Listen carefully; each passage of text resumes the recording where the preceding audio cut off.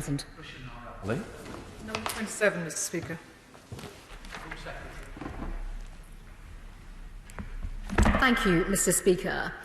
As set out in my statement last week in the Commons, the public health measures at the border that are being introduced from today are the latest cross-government measures in our collective response and fight to save lives, protect the British people and, importantly, prevent a second wave of coronavirus.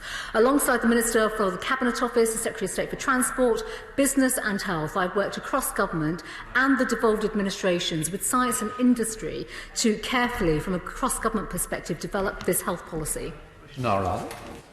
I thank the Home Secretary for her answer, but the reality is that some of the government's response is likely to increase the risk of a second wave, and also it is not clear why the government is not agreeing to a 48-hour fast-track system of quarantining instead of 14 days, which will do damage to our businesses. What steps will she take to ensure that it can be done within 48 hours? Hear, hear.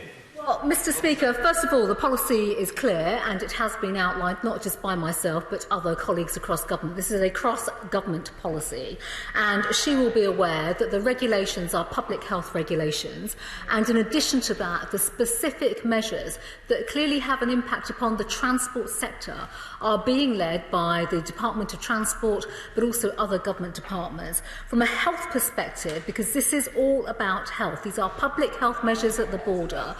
We are guided not just by the science but also working with the Department of Health and sage advice and scientific advisors in terms of how this policy has been developed.